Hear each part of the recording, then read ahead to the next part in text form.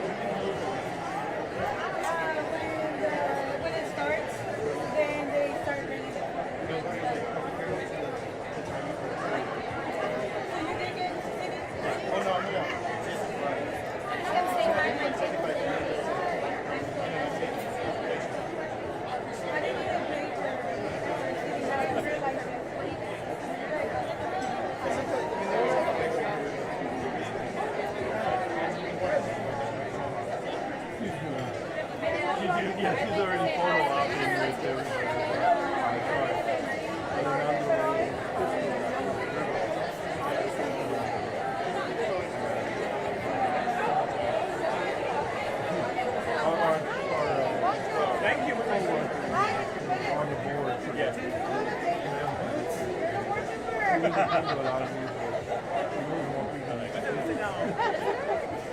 You get the idea. I'm a seat filler. Now they have me in the The chamber. How are you?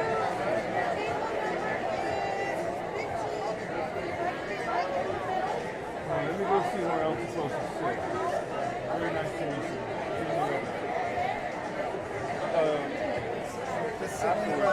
Just sitting where I want, right? I'll see.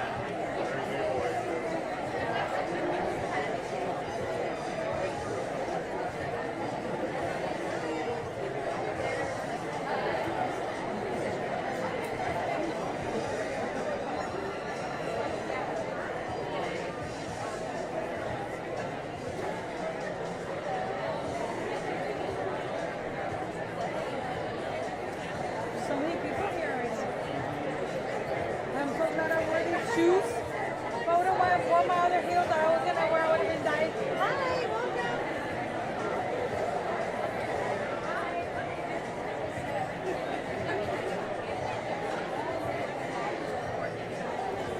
It's about to start in a few minutes. It starts at 12, right? Yeah, about 3 minutes or so.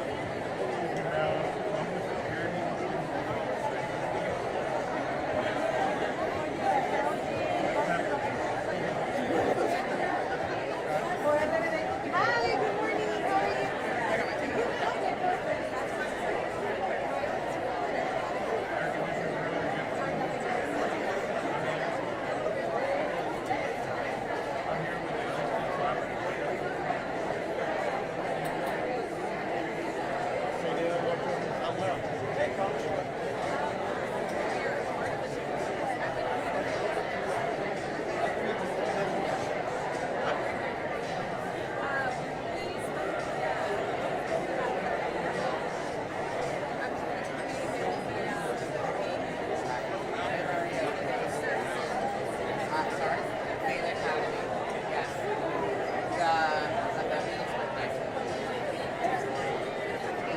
Yeah, with both of our locations, we're on the east side of the highway, and the buildings are on the west side.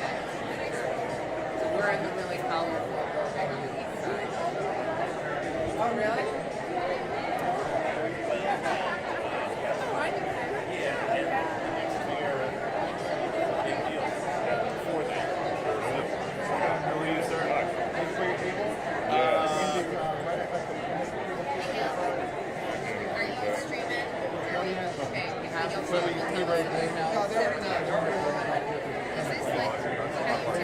I've never done like the full streaming shot. Is this typically how you do it? You're just gonna zoom into people, or you just stay like a steady shot? Are you just like so basically what they're gonna do is they each know like a minute to speak, and when you really gonna get to that point where she's speaking because there's a lot about it, and they only have an hour.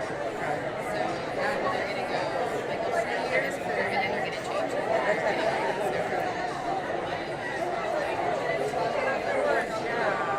She works at the other campus, but when I first started, Right, like I can't do anything there, but they're really gonna film it right now.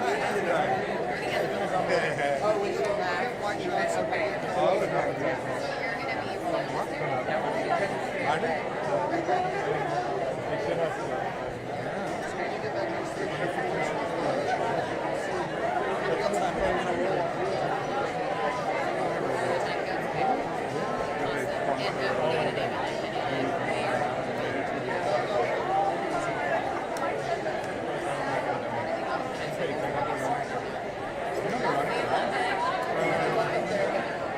No, I don't go. That way I'll be able to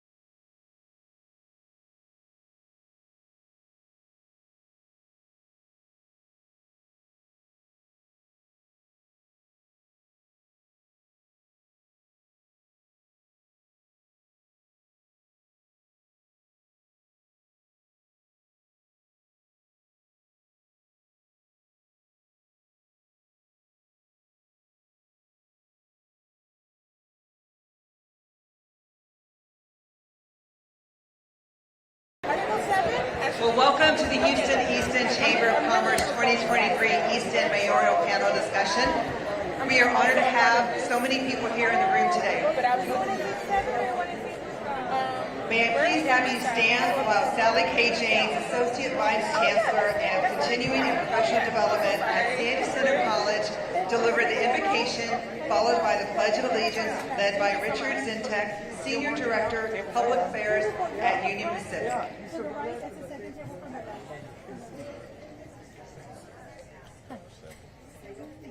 Please bow your heads and pray to your God as I pray to mine.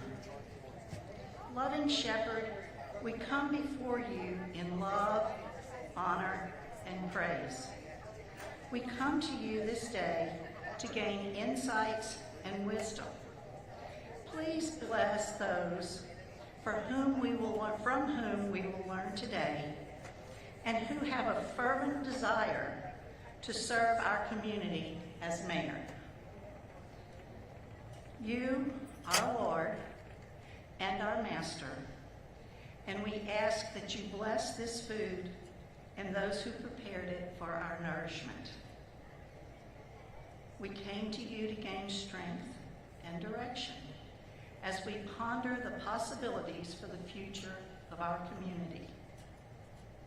We also ask that you bless everyone who is here today and guide each of us toward a deep and satisfying relationship with you. We ask these things in your name. Amen.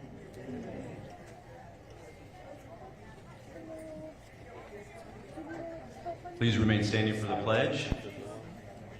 I pledge allegiance to the flag of the United States of America and to the republic for which it stands, one nation, under God, indivisible, with liberty and justice for all. Thank you. Thank you so much for that. May I welcome Mike Reddick. Please take a seat, and they're going to start serving your food now. And please enjoy it while we continue our remarks. I would like to introduce you to Mike Reddick, the chairman of our board and the general manager of HEB Gulfgate, to say a few words.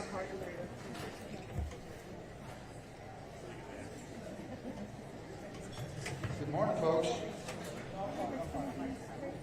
I've been involved in a lot of political campaigns as a volunteer, and I really appreciate how much hard work these folks have put with me have volunteered to do prior to being elected to the office of Mayor of Houston.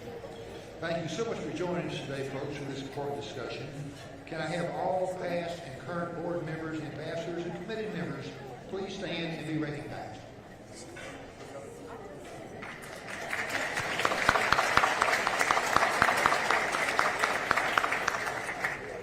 It is an honor to work with you to help promote and sustain business expansion, economic, and workforce development in the East End.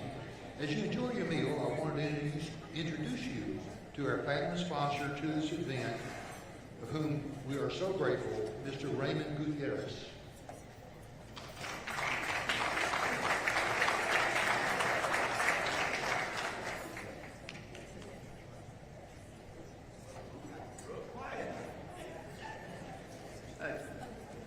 Good afternoon and welcome. My name is Ray Terrace. I'm a principal of a company called Houston Construction Services, a design-build construction company. I wanted to take a moment and tell you about my company. We provide complete construction services from the ground up, of renovations of hospitals, behavioral facilities, industrial, and to complex industrial projects, along with semiconductor projects. Yes, this is my commercial. This is how we network. I am always looking for more business, building opportunities. How about that? That's what we do. That's what the chamber's all about. Here we go. I have been involved with the city of Houston and Harris County for 24 plus years. I was a baby. It's been a pleasure to be here today and sponsor this incredible event. I personally come to an understanding of what a unique and powerful organization the East End Chamber of Commerce is. As this is backdrop to the Port of Houston, one of our economic engines. Once again, welcome to all that have decided to join us for this East End Chamber of Commerce 2023 Mayoral event. Thank you all for coming. We look forward to hearing from their vision for the future, taking Houston to great on to greater. As you can see, I brought a few friends. I also want to give a shout out to an organization called National Association of Minority Contractors. Thank you.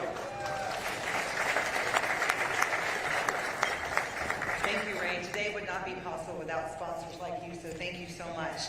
I also wanted to give thanks to our gold sponsors, Brown and Caldwell, Goldman Sachs 10,000 Small Business, and San Jacinto College. We also wanted to thank our centerpiece sponsor, Union Pacific. Yes. And we wanted to thank our printing sponsor, which is a female-owned business, Bayside Printing.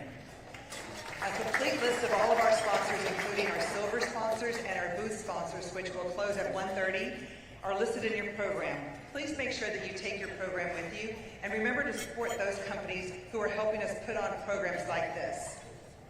People sometimes think the East End Chamber and the East End District are the same organizations, but we are separate organizations, each doing great things. And I wanted to give a special thanks to Veronica Chapa-Korczynski. Can you please stand, Veronica? She's the president of the East End District, and yes, our organizations are partners in progress, and we appreciate all you do for the East End and the greater Houston community. And right now we have a lot of elected officials in appointed positions. Can you please all stand, all of our elected and appointed positions, members, men and women, please stand and let us recognize you and thank you for your service.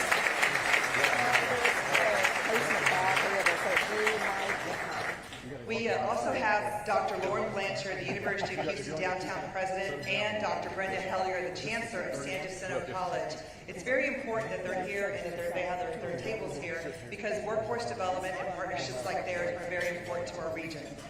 And with that being said, I think you may have noticed some very handsome and beautiful young people in the audience today. Those are students from Beta Academy. I thank Carl, thank you very much, from Glow CPAs, and all these students. Can you guys please stand just so that we can recognize you? This is our future. This could be one of our future mayor candidates. And thank you so much, everyone. I encourage them to network with everyone, so if you want to network with them, come and speak with them afterwards. But it's because we appreciate Carl wanting to make sure that they knew the political process, and that's why he sponsored these students to come here today. So thank you all very much. And now it's my honor to introduce you to our moderator, Daniella Guzman, a two-time Emmy Award-winning journalist, a native Houstonian, and the news anchor at KPRC Channel 2. Welcome, Daniella.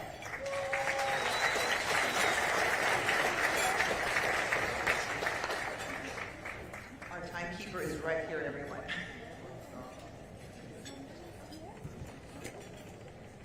Thank you, Francis. Hello, everybody. How are you? It's the first time I don't have to say good evening. I can actually say good morning. Is this the morning? All right, we're almost there, right? Thank you so much for coming. It is an honor for me to be here. Just want to let you know we are streaming this on KPRC 2+. If you want to let someone know that they're watching.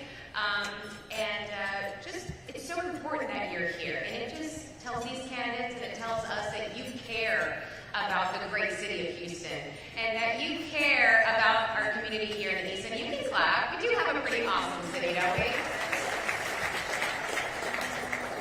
So we want to hear from these candidates and what they're going to bring to our city, to our community, to our families, and our businesses.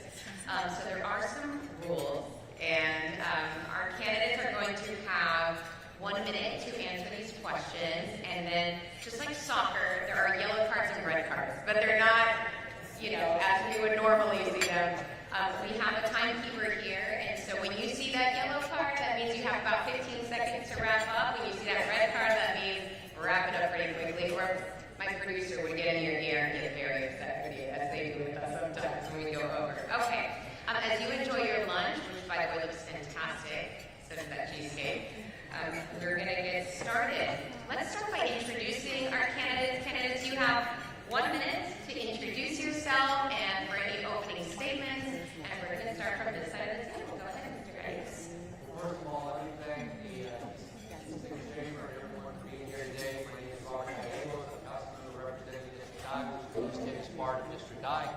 parents arrived from Mexico as young teenagers, escaping the Mexican Revolution with their families to Magnolia Park back in the early 1920s.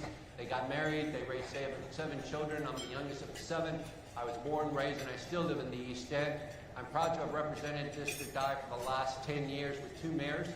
I'm proud of what we've been able to accomplish. We have a beautiful, restored Gus Wortham golf course, the oldest 18-hole golf course in the state. It didn't cost the city $1, but it's still our green space. We have the first botanic garden here in District I. Again, it didn't cost the city a dime. Proud of what we've been able to accomplish. Within the past 10 years, we either acquired or purchased over 300 acres for District I, not just benefiting the residents of District I, but the entire city of Houston. So once again, thank you for being here. Thank you, Mr. Dominguez. Garcia. Okay, my name is Gilbert Garcia. I'm a native of Corpus Christi, Texas. I'm a product of public schools. My first big break is I went to Yale and first generation college. My second big break is I had a summer internship that took me to Wall Street, which got me exposed to this industry, and I've been in it ever since. After 5 years on Wall Street, after my career at Yale University, I returned to Texas, returned home. In 1990, I've been in the money management industry this entire time. I'm married, I have 4 children, my children are my life. I have coached 40 seasons of youth soccer, I've been both the colt, I've done everything for my kids, because my father worked and he really wasn't there for me and my siblings. And so I wanted to break the mold. I'm the managing partner at the largest Hispanic-owned money management firm in the country and one of the largest bond firms in the state of Texas. We are proof positive that you can have people of color and women and do exceptional work. We're 75% women and 70% people of color. I'm Gilbert Garcia. I want to be your mayor. Thank you, Mr. Garcia. Sheila Jackson-Lee. For those of you who may not know me, I'm Sheila Jackson-Lee and want to take this city into the great future. I love the East End. It's a wonderful neighborhood. Thank you, Francis, for having me at so many of your festivals. It's an eclectic area. I want to be the mayor that is creative in highlighting neighborhoods, creating jobs, building on our infrastructure, knowing about good health care, being the education mayor, and certainly putting this city on the international map of destinations. I have been an active participant in providing major funding to the Houston port. I've been out on the waters. I have been there during disasters. I've given them a lot of money for this man-made port for dredging. They have come to me as a go-to member of Congress. I am ready to take East End and its jobs, job training, job creation, and to highlight the job creators in this chamber. Thank you, Ray Gutierrez, for telling us about your business. We can do better. The infrastructure dollars will be in the cycle until 2025. You need more of those dollars working on streets, creating jobs, and building up this neighborhood. You are a destination neighborhood. As the mayor of the city of Houston, I'll make sure that the stories of our neighborhoods will be told. Sheila Jackson-Lee, the mayor for the future.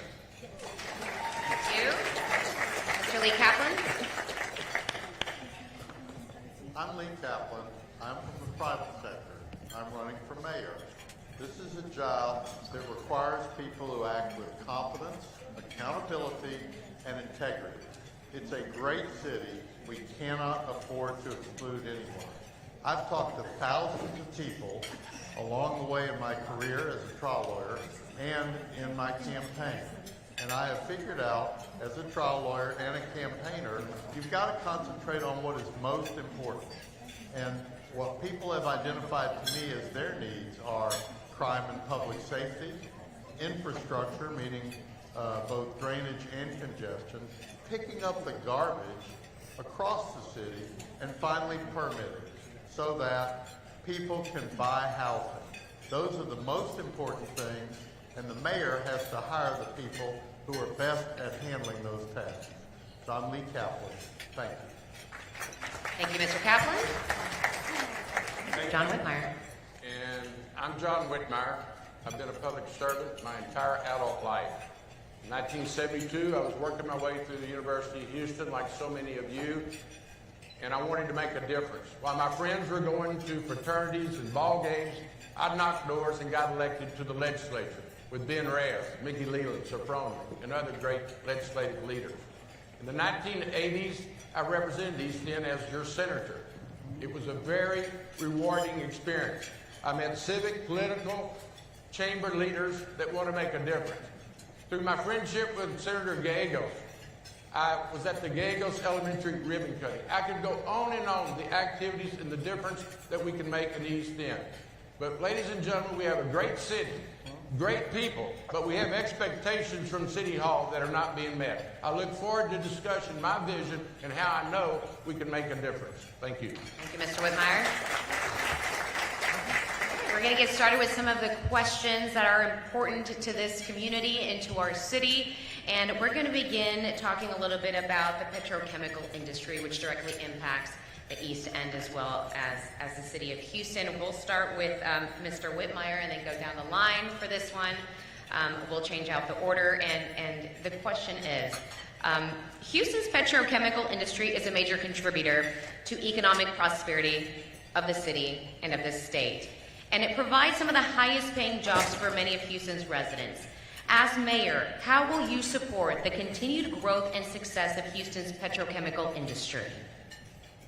Well, first we have to make it a priority. We have to realize what our future can be. Certainly as we work on environmental matters, carbon capture, renewables, we've got to remember that we also have an economy and we have jobs that we have to protect. I am known in Austin as someone that unites people, being very inclusive. So we must work with members of the chamber, we must work with organized labor, and certainly the residents. One of my first encounters as a senator, I worked with Kel Alvarado, who was a college student, and we organized the landfill area in case of an environmental hazard release. I know people coming together from across this city to protect our industry and also our environment. Mr. Kaplan? Well, I've been as far west as the Energy Corridor and beyond and talked with the management district people there. And I've been to the various facilities, refineries, and other chemical facilities in Houston.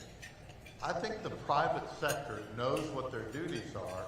They're not always good about being transparent and accountable. And the fact is that the private sector, prodded by the mayor, has to demand competence, accountability, and integrity. And I think they do.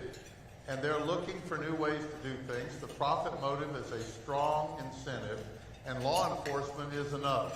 And I think we can assume that the energy industry doesn't need too much help from the city. What it needs is to simply be entrepreneurial and obey the law. Thank you, Mr. Kaplan.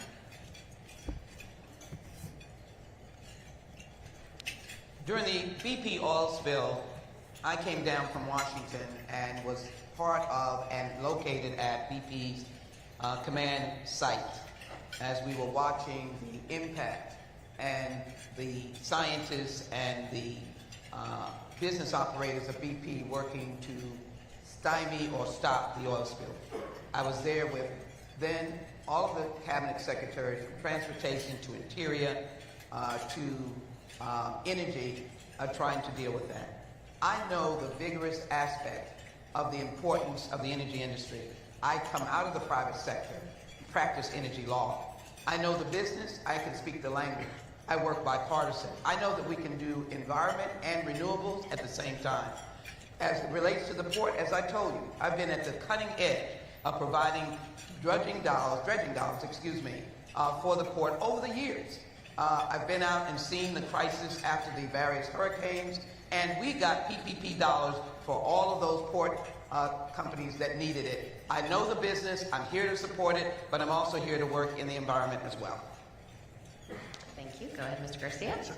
I don't want to just continue to repeat, but at the end of the day, the industry is vital to the region, it's vital to America. It's about $600 billion to our economy here.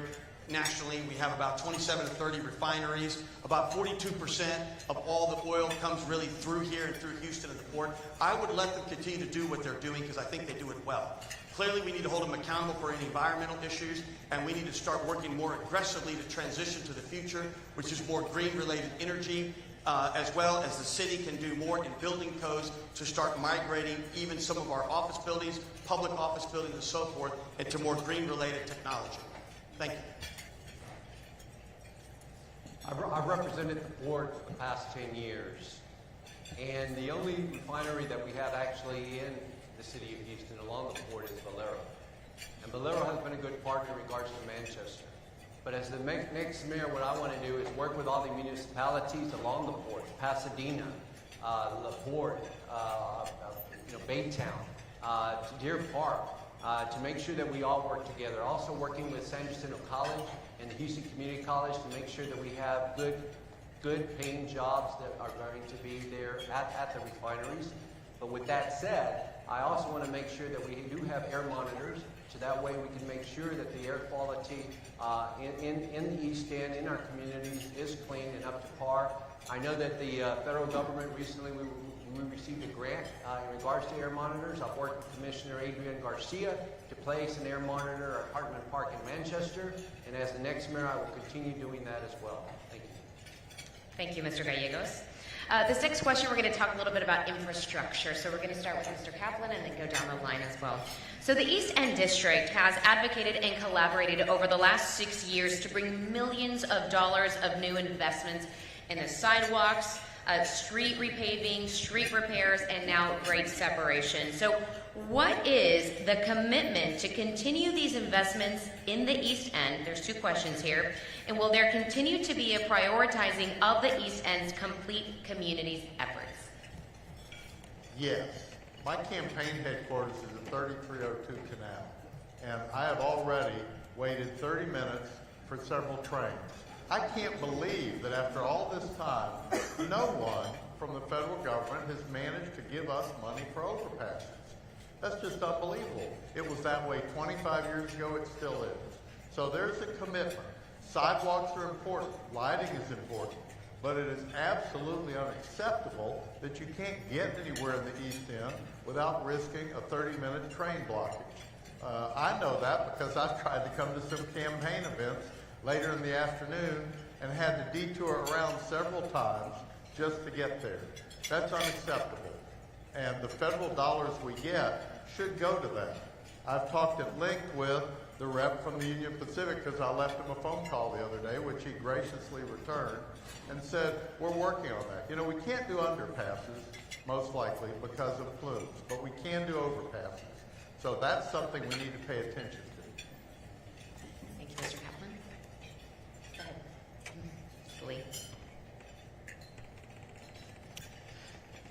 I'll go back to the Port of Houston again, that has provided over 1.54 million jobs.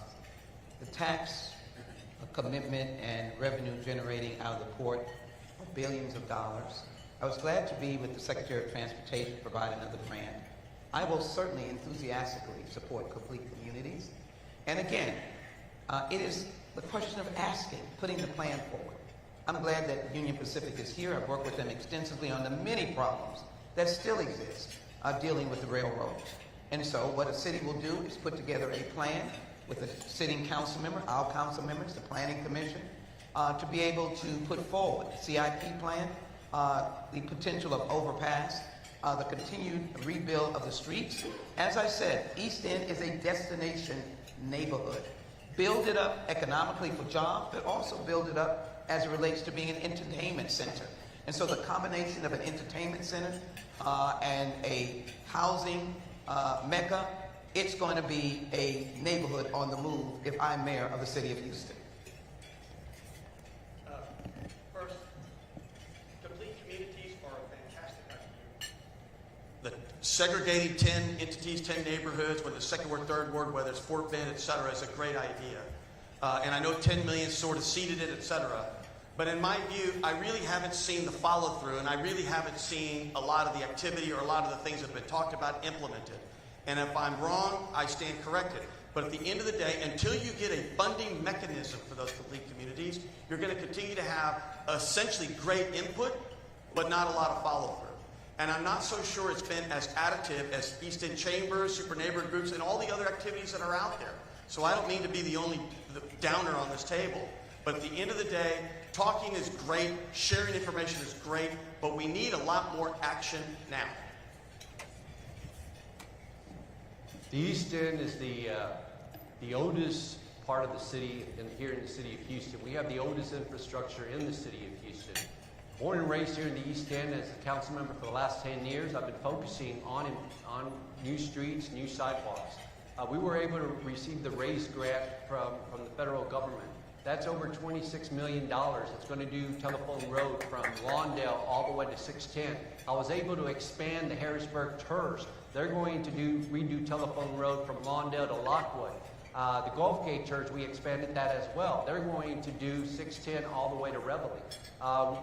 This is exciting news that we are able to redo Telephone Road and the sidewalks.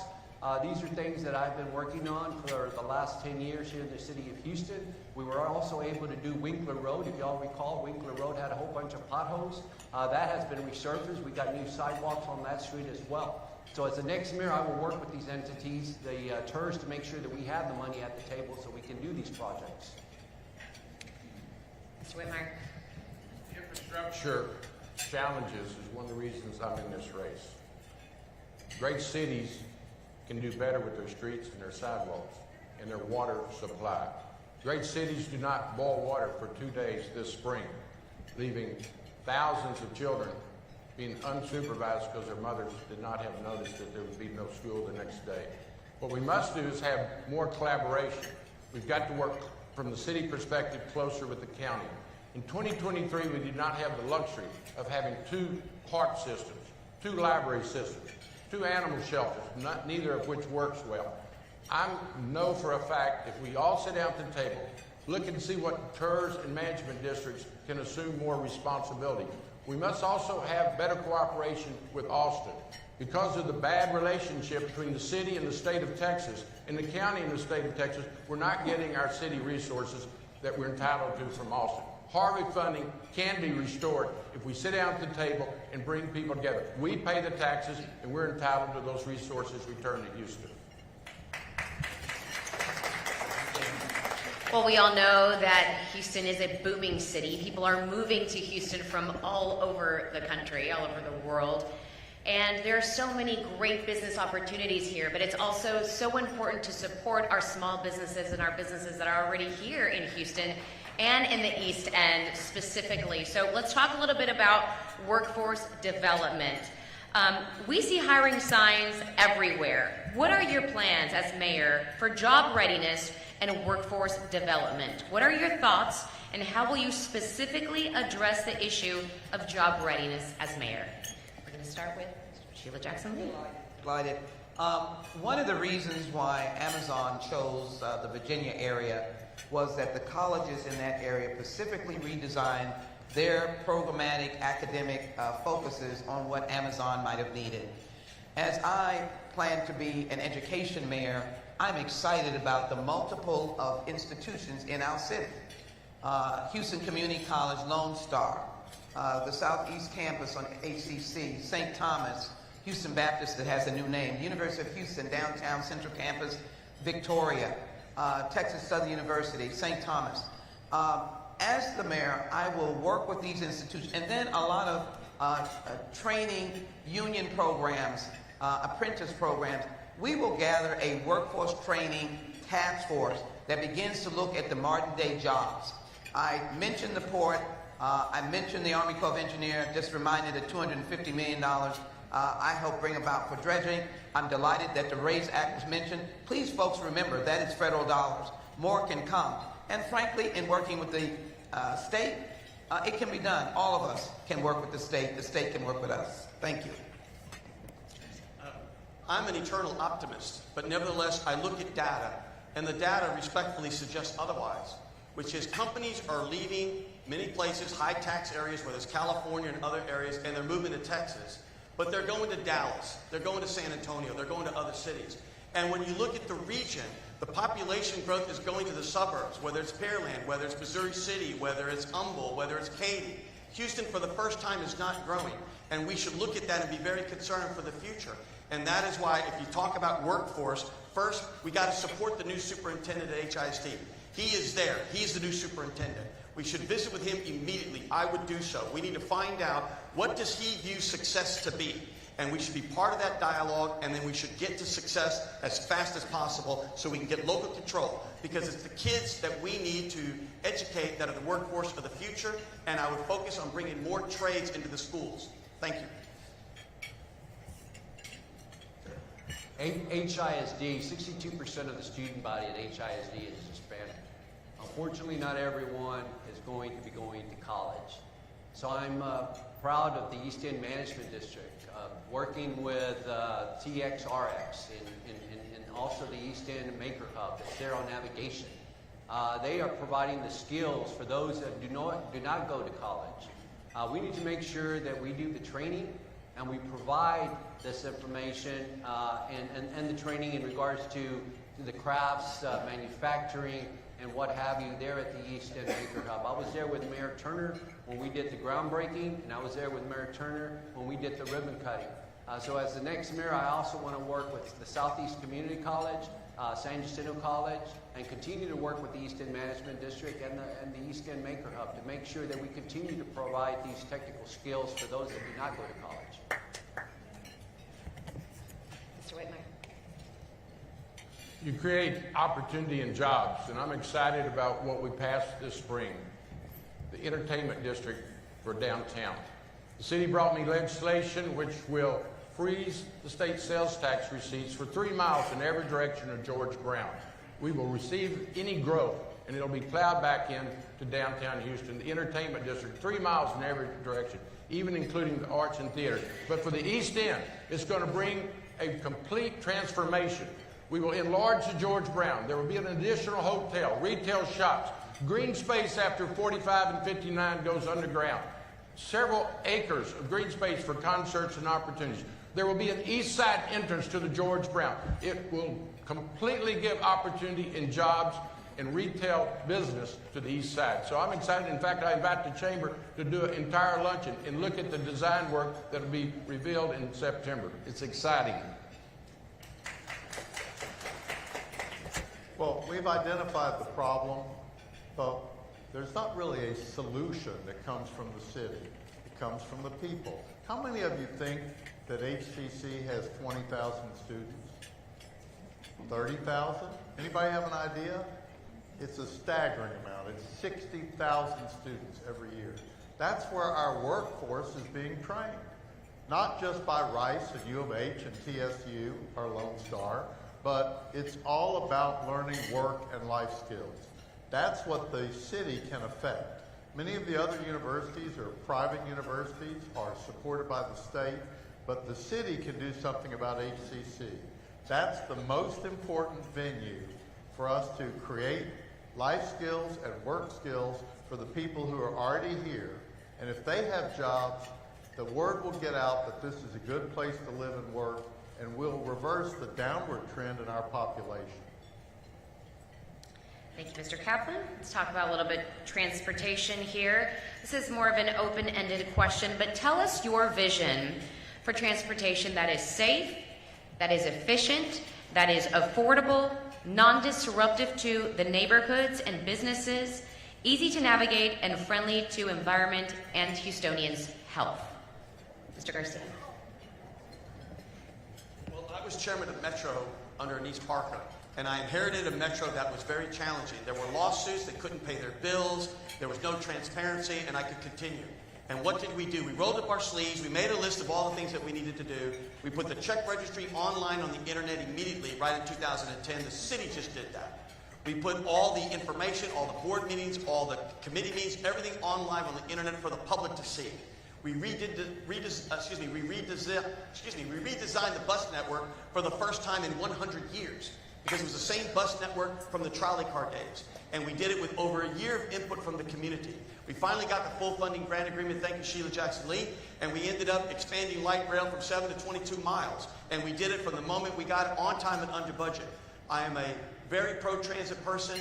We'll work with the community and we'll get it right.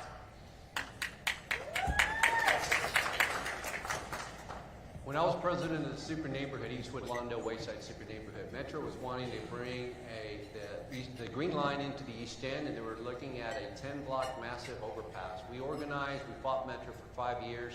Granted, we do have an overpass, but it's not as intrusive It tells the history of the East End with the murals that are there on the overpass.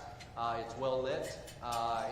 We're proud of what we were able to do. So as the next mayor, what I will be doing is working with the community and working with Metro to make sure that the community has input on their community.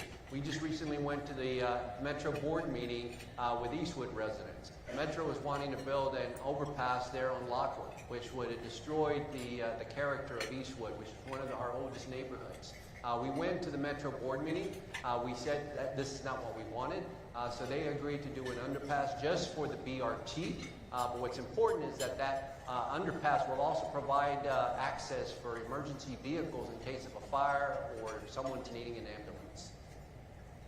Mr. Whitmer. First of all, Metro needs to learn how to listen. In fact, every level of government does. My entire career, I listened to residents. I specialized in constituent service. We've got to keep traffic out of our neighborhoods and on thoroughfares. I was recently pulled into a dispute at Navigation in Jensen. The residents were concerned about a roundabout that's actually going to go forward. The church, the restaurants were concerned. You do need crosswalks for people to access those facilities. No one was listening. The last public meeting was in 2009. We need night meetings, we need accessibility, we need to bring the community together and listen to the public. They're the ones that ultimately will live with the outcomes. To me, the important thing is to appoint people to Metro, and the mayor gets 5 out of 9 appointees, who will actually ask the question, if we do this, will it really help? We can't have all true believers on Metro. The true believers made sure that we had plenty of specialized buses in the Galleria area. And even though the prediction was lowered from 19,000 a day to 14,000 riders a day, right now we have about 750 riders a day. You could literally walk up and down those buses and not trip over anybody's feet. That's the kind of thing that reflects people saying, we'll do this and they'll have to come. The truth is that Metro has to serve the less served communities and not the wealthier people who may want to shop at the Galleria. That just doesn't make any sense. That was $200 million. And I think that what Metro has to do is think hard about who needs to ride Metro to get to and from work. That's the most important question, and we have to appoint more skeptics to the Metro board, which I will do. Thank you, Mr. Kaplan. I just want to say you're doing a great job staying in within that 1 minute time. We're getting through a lot of questions here. Good job. Okay, let's talk. You're next. No, that's right. Mr. Garcia went first. Go ahead. I'm so sorry. Don't take that out of my time. No, I'm so sorry. So sorry. Go ahead. It's okay. You have to have a mayor that knows how to plan.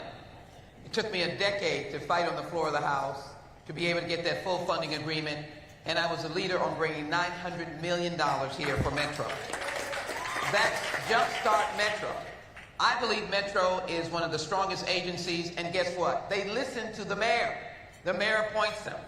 And so I'm not in any way daunted about what the Metro will do. They're a good partner for streets, sidewalks, and if the overpass doesn't work, you make it work for the neighborhood. But we also must listen to the neighborhood, whether or not they want circular buses in the neighborhood to move from one block to the next. They are putting in more bus shelters to make it more palatable. They are our partners. To be a world-class city and to be prepared for the soccer World Cup, if you will, we will have to have mobility. We're going to Hobby. We need to go to Bush. Use our mobility with federal dollars.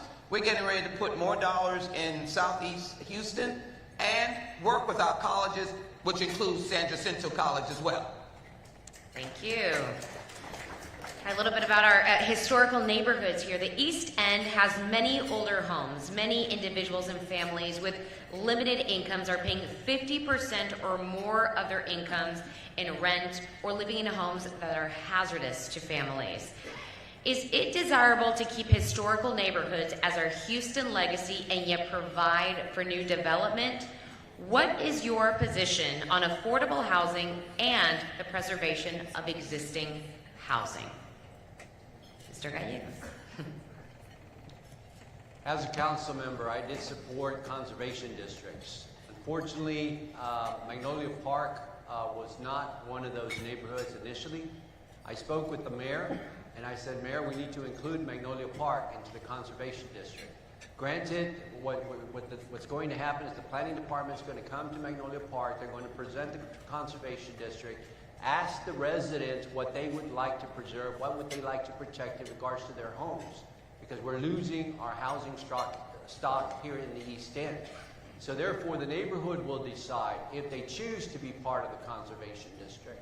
But the planning department will explain to them, I do support the conservation district. This is a way where we can protect our our housing stock here in the East End. We're losing a lot of our wooden frame homes, our shotgun homes that we used to have here in the East End to development. Not that I do not support development, but we also need to protect the history and the character of our neighborhood. Balancing, you have to preserve your history as you're moving forward. Quite frankly, if we would eliminate some of the conflicts of interest in our housing authority, we would get a better outcome. You don't put affordable housing next to a super site, as we're currently watching in the East End. That's wrong. We've got to be concerned about gentrification. I can go to Denver Harbor and they want resources, they want infrastructure. And what's the city do? Allow developers to put a 9-hole golf course right there along Buffalo Bow. We've got to respond to our communities and bring people together and listen and then go forward. I think conservation districts are an idea whose time has come and perhaps gone. They're okay on a case-by-case basis, but as I mentioned at the very beginning, competence, accountability, and integrity are important. And you can't just say, we're going to preserve all the neighborhoods, and then simultaneously say, we're going to have more development. I do not think conservation districts are the answer for the future of the East End or necessarily other parts of the city. That's dangerous. You know, there are many Latino owners of homes who suddenly find themselves in a conservation district where they're limited in what they can do and how they can sell their properties. We already have rules about what neighborhoods have to look like. And if we're going to make changes, they should not be unilateral and not, as conservation districts often are, based on 51% instead of the 80 or more percent that's required for zoning changes. That's dangerous. We're not smart enough at the city to know how every neighborhood should develop, and we have to think about that.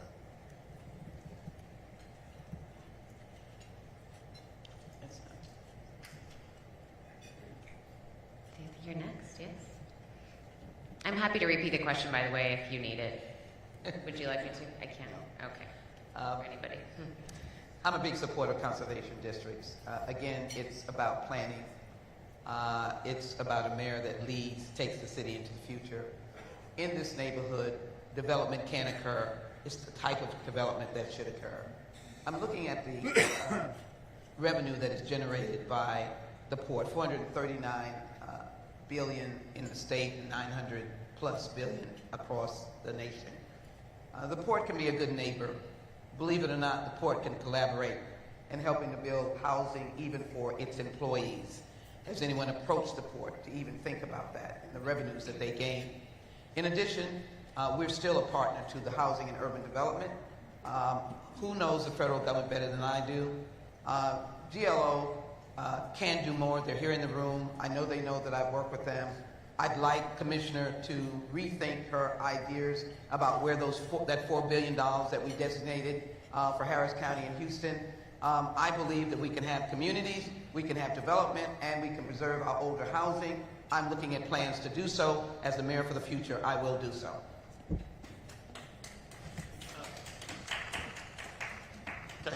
On affordable housing, very quickly, I'm experimenting myself and building some affordable housing in a city gas area of town. The biggest obstacle has been the permitting. But I've got to go back to Metro to correct the record. And it's important because, first of all, we do listen at Metro. I'm not there anymore, but we did. That's why we built the whole bus rapid transit in the first place. What did we listen to? The voters.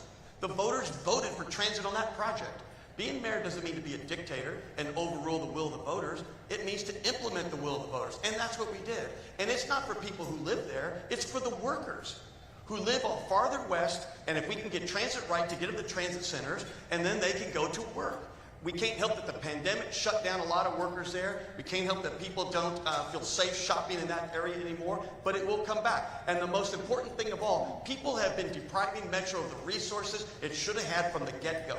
And that is why the system is incomplete. We should demand better. It will not really realize the numbers and potential until the system is complete to connect the rail line with the bus rapid transit. We should demand more, and we need to get Metro the funding it needs rather than continue to bash it when there are good people making Houston move every day.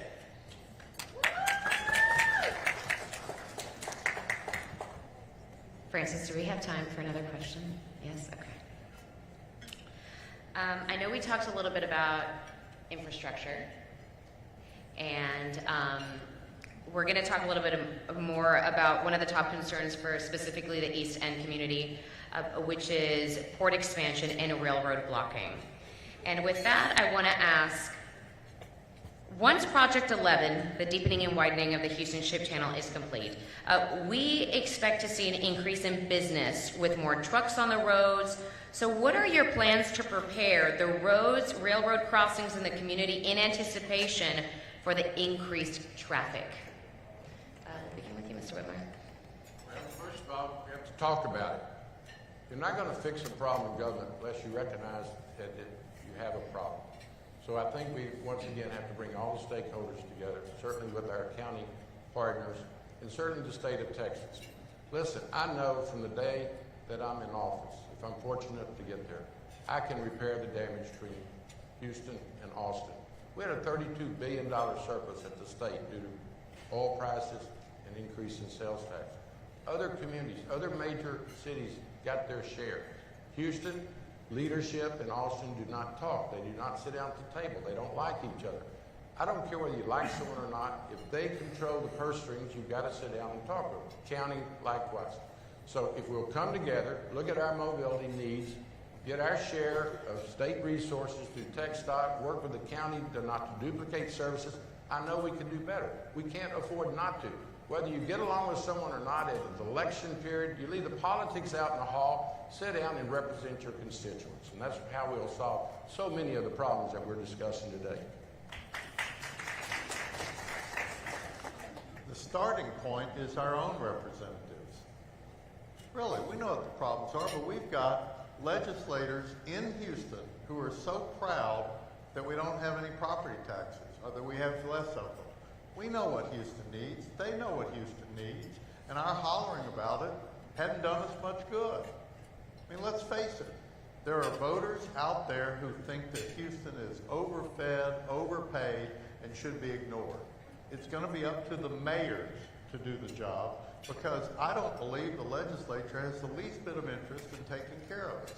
And all we can do is forge ahead, not bother to criticize them, but just pave our own path until the private sector and the business community tells the very radical legislators who are out there and hate Houston to knock it off. This is killing the city, and you're killing the goose that lays the golden egg, including our port and our roads and our people. Nothing's going to change. So we all know what we need to do, but we're not the people who can make that happen all by ourselves. And the leadership can't do it. It's got to be the business community that gets mad enough to tell them to knock it off. Thank you, Mr. Kaplan. Again, to my East End neighbors, what do you need in a mayor? You need someone who has a worldview of what pieces you put together to make things work. I-45 was drowning out many communities, even out in this direction. What did I do? Take the leadership of beginning to speak the language of all of the parties. We have to resolve these issues in the neighborhood. We have to listen to those impacted in historic neighborhoods. That's transportation. We've got to get tech stock to know that it is not always, as much money as they have, their way or the highway. We work with the U.S. Department of Transportation. They did not come in to end the project. They came in to make the project better. That's what we did. In transportation and roads and the railroad, it all goes back to the federal government. I will work with TxDOT. When you work with them and sit down, they listen and understand because the money train comes from the federal government.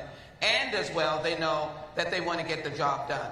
I believe we can solve these problems with Metro, TxDOT, U.S. Department of Transportation, and a smart mayor that'll bring them all together. Thank you very much. I'm embarrassed to say, would you repeat the question? Do not be embarrassed. There have been a lot of topics we're covering. I am happy to repeat it for anybody. I apologize. Okay, now let me remind myself where I am. Okay, we're talking about roads and railroads. And so once Project 11 is complete, we expect to see an increase in business and more trucks on the roads. What are your plans to prepare the roads and railroad crossings in anticipation for the increased traffic? Sure. On Project 11, I know it's a very quick timeline. The amount of revenue and the amount of activity it's going to generate is going to be staggering. I think it's wonderful that Union Pacific is here. I think it's wonderful that they participate.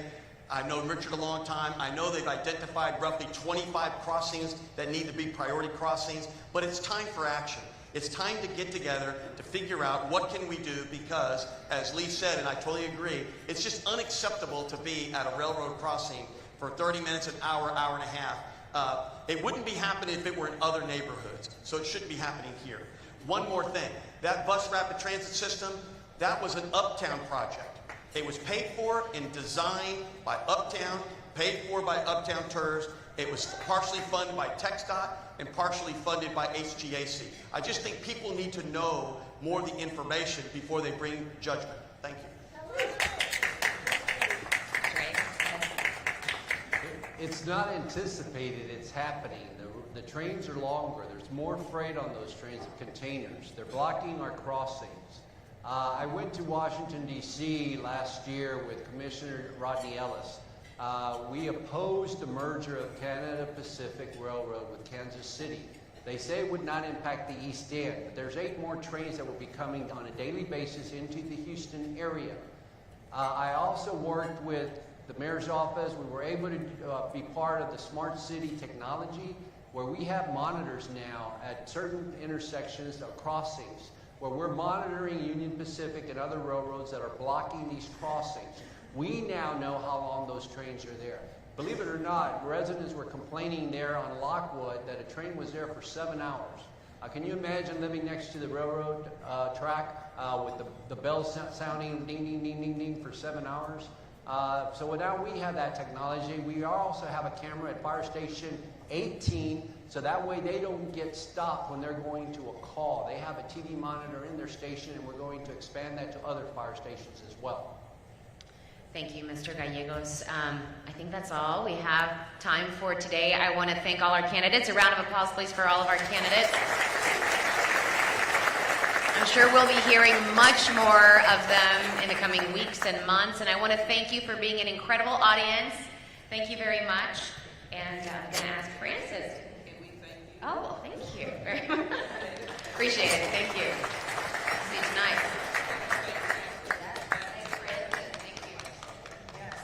Yes, please help me give a big round of applause for our moderator, Daniella Guzman. Thank you so much. Before I let everyone leave, I just wanted to thank everybody for being here today. We invite you to attend our next upcoming events, our East End Means Business on Tuesday, September 19th, and our annual Port Appreciation Day on Thursday, October 19th. Really quickly, today would not be possible without our staff, so I want to give Diana, Christina, and Carmen, and all the volunteers who helped make today possible. And please make sure to thank all the staff here at the Marriott South Mojave Airport. And then make sure that you stop by the business expos and support local. Drop off or just leave it on the table your name tag so we can recycle. And that is all. We also have a token of appreciation for our panelists. Ray, if you want to come up and help me do that. The meeting has been adjourned. Thank you all so very much. Have a good day.